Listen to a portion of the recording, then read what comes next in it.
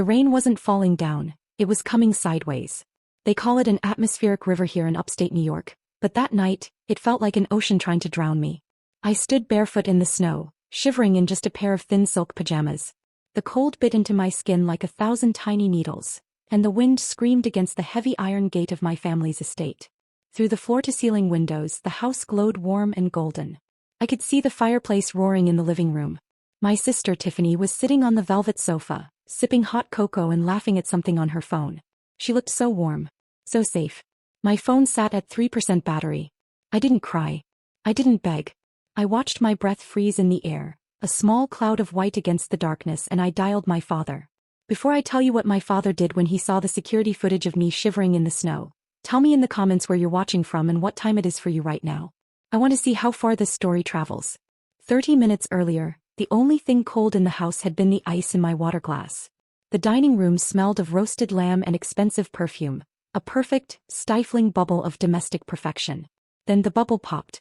Tiffany slammed her phone onto the mahogany table, her face a mask of practiced devastation. She didn't scream, she whispered, which was far more dangerous.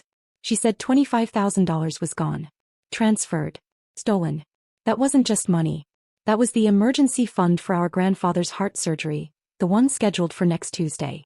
She turned her phone around, showing a notification for a purchase at a vintage luxury reseller. A $25,000 Birkin bag. Then she pointed a manicured finger across the centerpiece at me. She said I must have used her passcode while she was in the shower. She said I did it out of jealousy. I didn't even get to open my mouth. My mother, Brenda, didn't ask to see the transaction history. She didn't ask for my side. She moved with the terrifying speed of a viper. The slap didn't just sting, it rattled my teeth. It was the kind of hit that carries 15 years of resentment behind it. You see, I'm Rain, and in this house names have meanings. Tiffany is the jewel. I am the weather event. The accident they never planned for, the 16-year-old mistake that ruined Brenda's social calendar. You steal from this family? Brenda hissed, her voice low and venomous. You steal from a dying man to buy a purse? She grabbed me by the collar of my silk pajamas and dragged me toward the foyer. I tried to grab my heavy winter parka from the coat rack, but she slapped my hand away. No, she said. That coat cost $600. It was bought with my money. Thieves don't deserve luxuries. She forced me to kick off my sheepskin boots. Those too. You leave with what you are. Nothing. She opened the heavy oak door. The blizzard roared in like a physical blow, the wind instantly biting at my exposed skin. She shoved me hard enough that I stumbled down the porch steps into the snow. The ice crunched under my bare feet, a shocking burning pain that shot straight up my legs. Don't come back until you have every cent of that money, she yelled over the wind. Then she slammed the door. The deadbolt slid home with a final metallic thud. I stood there, shivering so hard my bones ached, and turned back to the house. Through the floor-to-ceiling glass I saw them. Brenda was already heading back to the kitchen, dismissive and cold. But Tiffany was still by the window. She wasn't crying over the stolen money. She wasn't worried about our grandfather. He was looking right at me, shivering in the dark. She raised her phone, angled her face to catch the warm light of the chandelier, and snapped a selfie with my freezing misery as her background. Then she smiled. It wasn't a smile of relief. It was the smile of a predator who had just finished playing with its food. That was the moment the fear died, replaced by a clarity as sharp and cold as the ice beneath my feet. She didn't just want me gone. She wanted to document my destruction. I don't know how long I stood there. 5 minutes? Okay. The cold had stopped hurting. It had just become a heavy, numbing weight that made my thoughts slow and thick. I watched the road, not really expecting anything, just staring into the white void. Then 2 beams of light cut through the storm like lasers. It was a black SUV. My father's car. He was driving fast, too fast for the ice, but he didn't slow down as he approached the estate entrance. He knew the gate code. He had a remote. But he didn't use either. He saw the iron bars locked against his daughter and he made a choice. The engine roared, a deep mechanical growl that drowned out the wind. He swerved hard to the right, jumping the curb. There was a sickening, satisfying crunch as 3 tons of steel plowed straight through Brenda's prize-winning boxwood hedges. Those bushes had cost $10,000 and took 5 years to grow. My father flattened them in 2 seconds. He didn't stop there. He drove straight through the decorative brick pillar on the edge of the lawn, sending masonry flying into the snow, and didn't hit the brakes until his bumper was inches from the porch steps. He was out of the car before the engine died. He didn't run, he stalked. He pulled off his heavy wool trench coat and wrapped it around me in one fluid motion. The warmth was shocking, almost painful against my frozen skin. He didn't ask what happened. He didn't look at the house. He looked at my bare feet buried in the snow and his eyes went dead. "Stay behind me," he said. His voice wasn't loud. It was terrifyingly calm. He walked up the steps to the heavy oak door. He didn't reach for his keys. He didn't knock. He stepped back, pivoted, and drove the heel of his boot right below the handle. It was a solid wood door built to keep out intruders, but it wasn't built to keep out a father who had just found his child freezing to death. The wood splintered with a crack like a gunshot. The deadbolt tore through the frame and the door swung inward, bouncing off the interior wall. The transition was instant and jarring. 1 second I was in a chaotic freezing hurricane. The next I was standing in a silent, golden-lit foyer that smelled of lavender and expensive potpourri. The contrast made me dizzy. Brenda was standing in the archway of the living room, a crystal glass of wine in her hand. She didn't look horrified that her husband had just driven across the lawn and kicked in the door. She looked annoyed.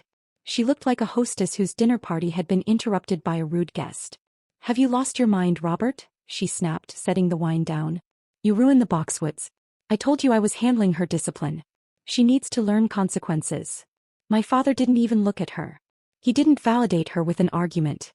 He didn't scream about the cold or the cruelty or the fact that I could have died of hypothermia. He walked right past her, his wet boots leaving dark, muddy streaks on the cream-colored marble floor. He walked straight to the sofa where Tiffany was still curled up, clutching her iPad to her chest like a shield. The smile was gone from her face, replaced by the wide-eyed terror of a child who realizes the game has suddenly become very, very real. "Give it to me," my father said. He didn't reach for the iPad yet. He just held out his hand, palm open, water dripping from his cuff onto the velvet cushion next to Tiffany's head. Tiffany shrank back, her eyes darting to our mother. "Mom, he's scaring me. It's private." Brenda stepped between them, her face flushed with indignation. "Robert, stop it. You are traumatizing her. You barge in here, destroy my property, and now you're violating her privacy? She's a teenage girl. She has a right to her personal space. She has a right to the roof I pay for," he said, his voice cutting through the warm air like a blade. "She has a right to the data plan I pay for. And since I pay the bill, I own the data." He didn't wait for an argument. He reached past Brenda, who actually flinched, expecting violence, and ripped the iPad from Tiffany's grip. It wasn't a struggle. It was a confiscation. Tiffany let out a high, sharp cry, but she didn't dare fight him.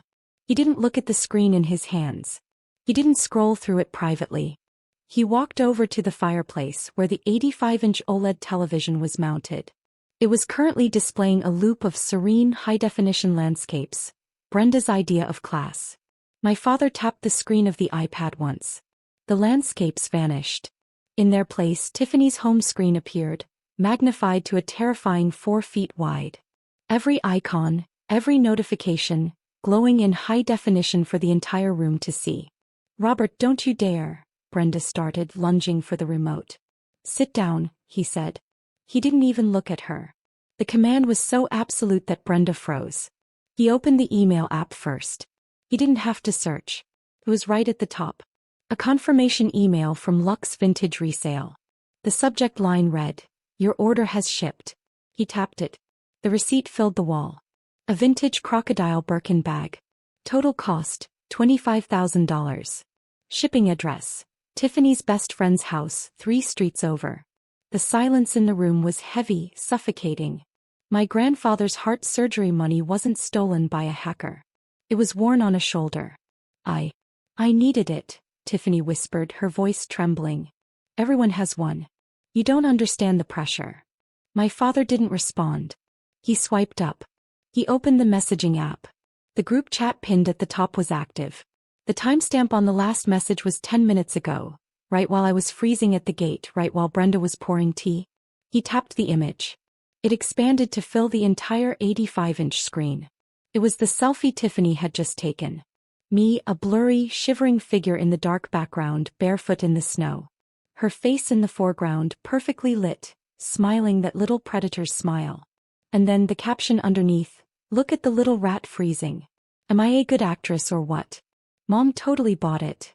The golden child narrative didn't just crack. Shattered. It fell onto the marble floor and broke into a million irreparable pieces.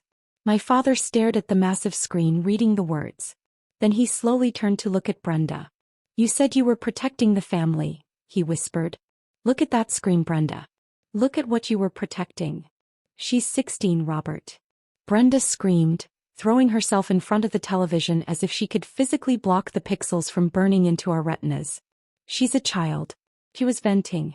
Girls say horrible things when they're stressed. It doesn't mean anything. It means everything, my father said. He didn't lower the iPad. He didn't look at Brenda. He looked at Tiffany, who was now weeping into her hands, not out of guilt but out of the sheer horror of being exposed. But the money and the mockery, that wasn't enough, was it, Tiffany? You had to make sure she stayed broken. He tapped the screen one more time. He opened the mail app again, but this time he went to the trash folder. A single email sat at the top, deleted 2 hours ago. The subject line: Update on your early decision application. The sender: Columbia University admissions. He opened it. The first word on the 85-inch screen was congratulations. It was my acceptance letter. Full ride. Engineering. My ticket out of this house. My escape plan. And right below it in the sent folder was a reply sent 20 minutes later. I decline this offer. I have decided to pursue other options. The air left the room. I felt my knees buckle, but I forced myself to stand. She hadn't just stolen my grandfather's surgery money. She had tried to steal my future. She had tried to keep me here, trapped in this icebox, forever the lesser sister. You deleted it, I whispered. It wasn't a question. Tiffany looked up, mascara streaking down her face. You think you're better than us? She spat. You think you can just leave? You don't deserve Columbia. Quiet, my father said softly. He waited for Brenda to apologize. He didn't. Monsters never see themselves as monsters. Brenda straightened, smoothing her blouse, and met his gaze with open contempt. You're destroying this family over an email. Tiffany acted out because you favor Rain. This was a cry for help, and instead of protecting your daughter, you're humiliating her. I watched, realizing how cruelty gets normalized. To Brenda, harm was always justified. The victim was whoever got caught. A cry for help, my father said flatly. She stole $25,000 and sabotaged her sister's education. That's a felony. Then call the police, Brenda challenged. Arrest your own daughter. And see how that looks to your firm. She stepped closer. But if you don't stop this now, I'll file for divorce tomorrow. I'll take half of everything, the house, the savings.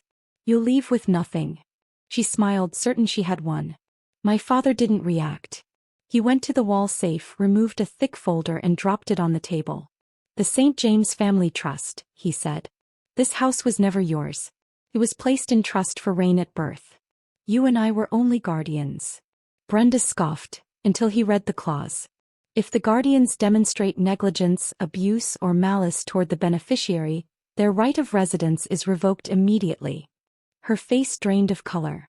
I'm not throwing you out because I hate you, he said calmly. I'm doing it because the law requires it. He called 911. I'm reporting child endangerment, he said. I have video evidence. I need an emergency protective order. He hung up. You have 5 minutes to pack. If you're still here when the police arrive, you leave in handcuffs. Tiffany screamed. Where are we supposed to go? You have a $25,000 bag, my father replied. Sell it. When the police lights disappeared into the storm, the house fell silent. Empty, clean, finally clear. Later, in the kitchen, my father made cocoa with shaking hands. I'm sorry, he said. I confused peace with avoidance. You deserved justice. He told me Columbia had reinstated my offer. The house was legally mine now. I don't want it, I said. Good, he replied. It's still your power. That night I sat on the forbidden sofa, wrapped in warmth, while the storm raged outside. For the first time I was safe. For the first time I wasn't the accident. I was the architect,